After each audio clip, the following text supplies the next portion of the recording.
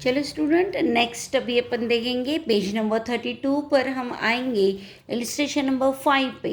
अभी तक हमने देखा था classification of accounts in whether they are real account, nominal account और पर्सनल अकाउंट। अभी हमको क्लासीफाई करना है, क्लासीफाई द फॉलोइंग अकाउंट्स। अभी अपने को अकाउंट्स दिए हैं एंड ये क्लासीफाई करना है into asset, liabilities, income, expenditure and capital, whether they are assets. ये सब जो आइटम्स दिए हैं, आइटम्स मीन्स अकाउंट्स दिए हैं, ये अकाउंट्स एसेट में आते, लायबिलिटी में आते, इनकम है, एक्सपेंडिचर है या कैपिटल है। ये हमें अभी पहचानना है, एक एक अपन देखेंगे। Land and building. Land and building, this is property, long term investment in our business. Property means asset, तो ये जाएगा एसेट में। ऐसे देखते हैं। Sundry creditors. क्रेडिटर्स मीन्स, यहाँ पर क्रेडिटर्स मीन्स देखो सेलर, मीन्स अपन इसको ऐसा भी लिख सकते हैं सप्लायर। सप्लायर कि जिन्होंने हमको माल सप्लाई किया है। ऑन क्रेडिट, ये संकल्पना हमेशा कब अराइज होती है? जब क्रेडिट में ट्रांजैक्शन होता है तभी अराइज होती है। हमने क्रेडिट में माल परचेस किया है तो we are customer and they are supplier.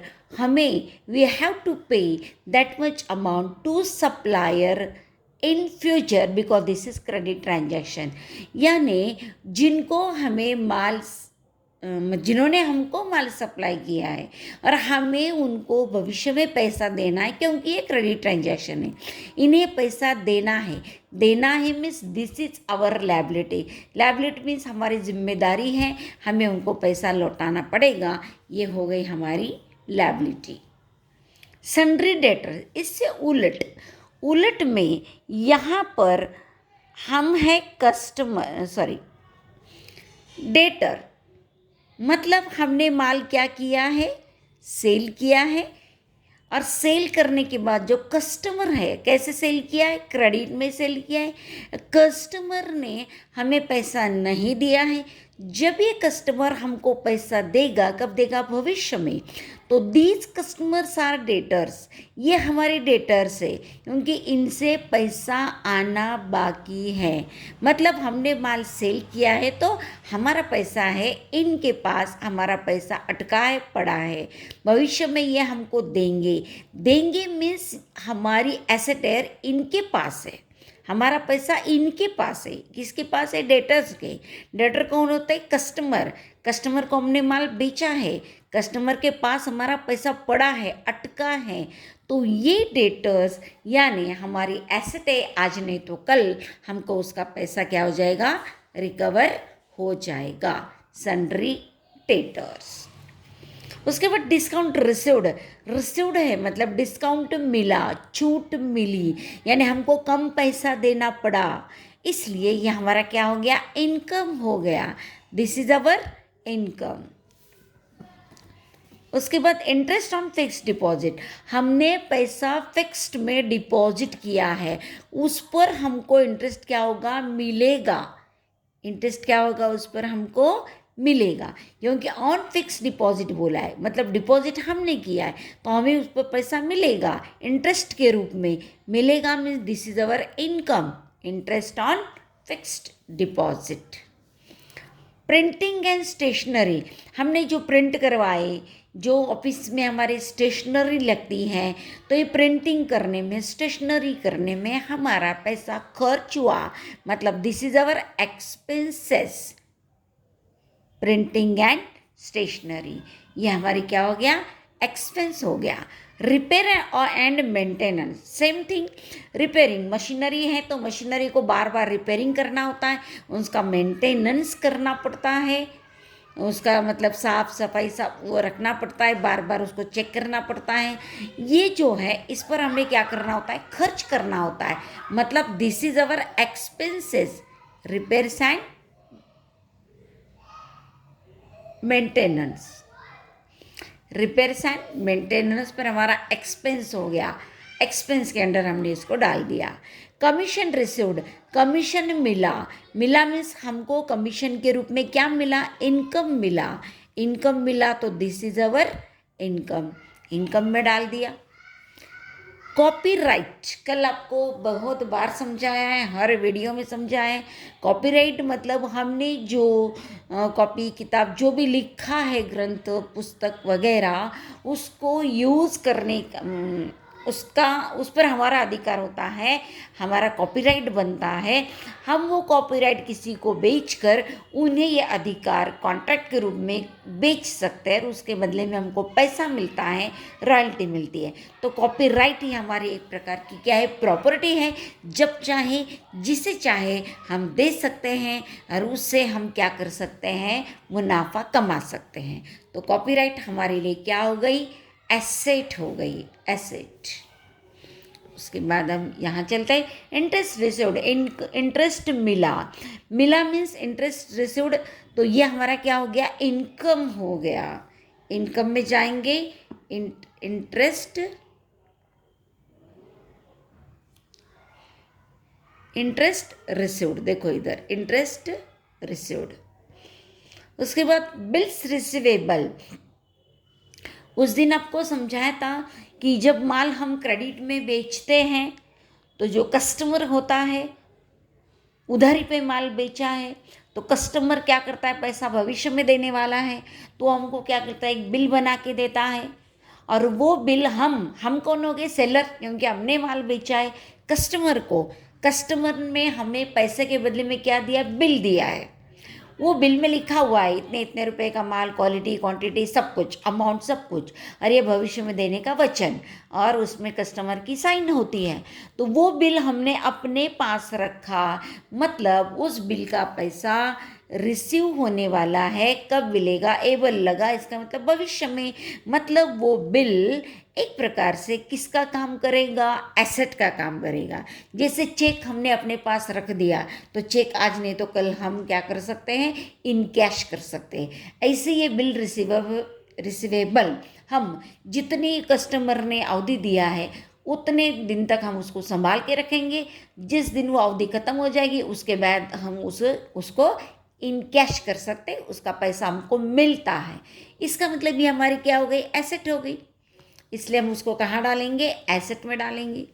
Goodwill, कल ये आपको बताया था, गुडविल यानी नाम, प्रसिद्धि, लोकप्रियता, बिजनेस की है। इंटेंजिबल क्या है, एसेट है, क्योंकि इसके ज़रिए बिजनेस का नाम होता है। बिजनेस का नाम ही गुडविल कहलाता है, जिससे तुम्हारा क्या बढ़ता है, सेल बढ़ता है। सेल बढ़ेगा तो तुम्हारा प्रॉफिट बढ़ता है, इनकम बढ़ता है। तो गुडविल क्या हो गया, asset, intangible asset. Bills payable, अभी हमने बिल्स रिसीवेबल देखा था, अभी हम देख रहे हैं बिल्स पेबल। जैसे मान लो कि मैं कस्टमर हूँ तो मैंने क्या किया है, माल परचेस किया है। मैंने माल क्या किया, परचेस किया, और मैंने सेलर को पैसा नहीं दिया। मैंने क्या बना के दिया, उसको बिल बना के दिया, और बिल में वचन दिया कि 2 months after I will pay this amount to that seller या टू दैट सप्लायर। तो ये जो बिल है मेरे लिए, कस्टमर के लिए क्या हो गया, payable, because we have to pay that much amount to supplier in future. मतलब फ्यूचर में इसका पैसा सप्लायर को देना पड़ता है, देना पड़ता है means this is our liability, liability में आएगा। अगली कंसेप्ट है बैंक ओवरड्राफ्ट। आपको पता होगा नहीं होगा, हम यहाँ आपको एक्सप्लेन कर रहे हैं कि what is bank overdraft. Bank overdraft means excess amount, excess means extra amount which is withdrawn, वो विड्रॉन की जाती, कहाँ से, from customer, from his bank account. Bank account में से एक्सेस अमाउंट विड्रॉ की जाती है by customer. This is a loan given by bank to his customer. ये एक प्रकार का क्या होता है, लोन होता है। इसको शॉर्ट टर्म लोन कहते हैं, पीरियड लोन कहते हैं। तो ये क्या चीज़ है, देखो आपको यहाँ पर समझाती हूँ। देखिए मान लो कि 10,000 this is the balance of cash, this is the balance of money in our bank. हमारे बैंक अकाउंट में कितनी कैश है, 10,000 का बैलेंस हमारा क्या है वहाँ पर दिख रहा है। लेकिन हमें तो अभी 20,000 की ज़रूरत है। कितनी ज़रूरत है, 20,000 की। तो हम पहले क्या करेंगे, बैंक से कंसल्ट करेंगे और बैंक ने हाँ भर दी तो हम क्या करेंगे, अपने किसी कस्टमर को 20,000 का क्या करेंगे, चेक देंगे।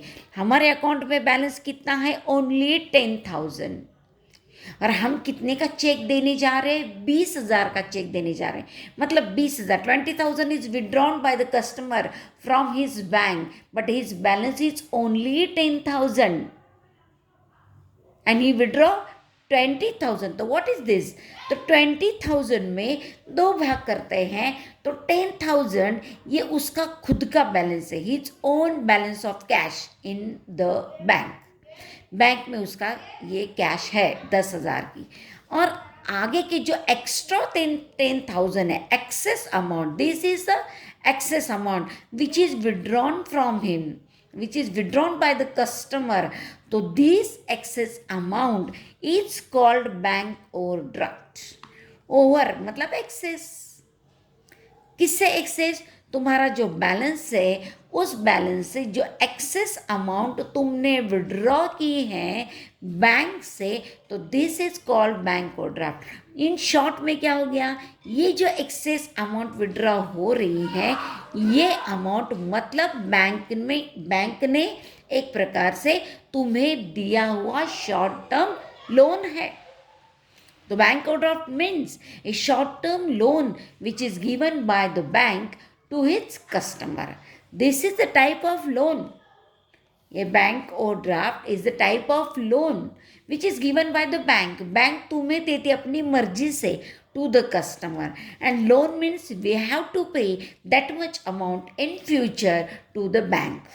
एक प्रकार से बैंक ने हमको लोन दिया है, तो लोन दिया है मतलब ये लोन हमें भविष्य में पे करना पड़ेगा। किसको, बैंक को पे करना पड़ेगा, means this is our liability. ये हमारी क्या हो गई, लायबिलिटी हो गई। In this way bank overdraft is a liability. तो लायबिलिटी के अंडर डालेंगे उसको। कैश एट बैंक, तो आप समझ गए हैं, बैंक में हमारा जो कैश बैलेंस है, तो कैश बैलेंस है मतलब कैश तो सबसे बड़ी एसेट है, कैश एट बैंक एसेट है कि नहीं। Carriage means transportation charges of goods. ध्यान से, गुड्स जो है वो गुड्स का जो ट्रांसपोर्ट का चार्ज है, transportation charges of goods, that is called carriage. Transport करने के लिए जो भी खर्च आता है ट्रक का, जिस भी व्हीकल से आप वो गुड्स भेजेंगे उसका जो चार्ज देना पड़ता है उसको कैरेज बोलते हैं, एंड उसी को फ्रेट भी बोलते हैं। ध्यान देना, उसी को कैरेज भी बोलते हैं एंड फ्रेट भी बोलते हैं। मतलब दिस इज एक्सपेंसेस, ये ट्रांसपोर्टेशन चार्जेस हम पे कर रहे हैं, मतलब ये क्या हो गया, एक्सपेंस हो गया। तो एक्सपेंडिचर में आएगा, देखो ये फ्रेट भी कहाँ आएगा, एक्सपेंडिचर में, क्योंकि उसका मतलब यही है। एंड कैरेज भी आएगा एक्सपेंडिचर में, क्योंकि कैरेज का मतलब भी चार्जेस है। चार्जेस जो गुड्स ट्रांसपोर्ट करने के लिए चार्जेस लगते, खर्च आते, वो।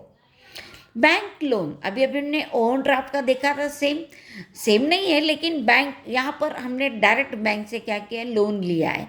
बैंक से लोन लिया है तो ये लोन का पैसा भविष्य में पे करना पड़ेगा means that is our liability, हमारी लायबिलिटी है। ये कंप्लीट हो गया। अभी ये कंप्यूटर हमने खरीदा है तो कंप्यूटर ही हमारी एसेट है, प्रॉपर्टी हो गई, जब चाहे उसे बेच सकते हैं और हमारा जो पैसा है वो रिकवर कर सकते हैं। तो कंप्यूटर क्या हो गया, एसेट हो गया। डिस्काउंट अलाउड का मतलब हो गया तुमने डिस्काउंट क्या किया है, दिया है मतलब given to customer. Discount given to customer, हमने डिस्काउंट दिया है गिवन है, मतलब उतना पैसा अपने को कम मिलेगा, तो indirectly this is our loss, इसलिए वो कहाँ जाएगा, एक्सपेंडिचर एंड लॉस में जाएगा, है ना। 10,000 की वस्तु, हमने 1,000 उसको डिस्काउंट दिया तो हमको 9,000 मिलेगा, मतलब हमारा लॉस हो गया, तो एक्सपेंडिचर एंड लॉस में आएगा। फ्रेट, वो अभी आपको समझाया था, ट्रांसपोर्टेशन चार्जेस। अमित कैपिटल, तो यहाँ पर कैपिटल बोला ही है तो कैपिटल के अंडर उसको डाल देंगे। लाइव स्टॉक, कल परसों आपको बताया था, लाइव स्टॉक का मतलब होता है ये स्टॉक है लेकिन लाइव मतलब जीवित, जो सजीव वस्तुओं का व्यापार करते हैं, जैसे जैसे अपने देश में देखो, जैसे गाय, बैल, भैंस, मुर्गी, बकरी, जैसे कोई घोड़े का भी व्यापार होता है, घोड़ा, तो ये जो सजीव प्राणी हैं जो हम यूज़ करने के लिए उसको मतलब खरीदते हैं तो बात अलग है, लेकिन हम उसको उसका व्यापार हम कर रहे हैं, खरीद रहे और बेच रहे हैं, तो तुम्हारे पास जितना लायु मतलब पशुधन है वो तुम्हारे लिए क्या हो गया, स्टॉक हो गया। और स्टॉक मतलब कभी भी तुम कल बेचकर उससे पैसा प्राप्त कर सकते हो, रिकवर कर सकते हो, मतलब ये तुम्हारी क्या हो गई, एसेट हो गई। This is our asset, asset है। रेंट रिसीव्ड, रेंट मिला मतलब रेंट मिला तो दिस इज अवर इनकम, मिला ना आपको रेंट। आउटस्टैंडिंग रेंट, अभी देखो यहाँ पर रेंट, ओनली रेंट आ गया, इसका मतलब रेंट पेड एक्सपेंसेस में जाएगा। रेंट रिसीव्ड बोले तो हमको रेंट मिला तो ये हमारा इनकम है तो इनकम में जाएगा। लेकिन आउटस्टैंडिंग आ गया, क्या आ गया, आउटस्टैंडिंग, आउटस्टैंडिंग मीन्स बकाया इसका मतलब रेंट देना बाकी है। रेंट जैसे अभी मान लो ये कौन सा अक्टूबर महीना चल रहा है और हमने अभी तक अगस्त का, सितंबर का 2 महीने का रेंट दिया नहीं है, दिस इज कॉल्ड आउटस्टैंडिंग, बकाया, मतलब देना बाकी है इसका मतलब कभी ना कभी तो वो देना पड़ेगा means that is our liability, देना पड़ेगा मीन्स लायबिलिटी। इलेक्ट्रिसिटी बिल, भाई बिल है तो बिल तो पे करना पड़ेगा ना, बिल पे करते तो हमारे लिए खर्च होता है यानी एक्सपेंडिचर में आएगा। इस प्रकार हमने देखा how to classify the accounts into assets, liabilities, income, expenditure and capital.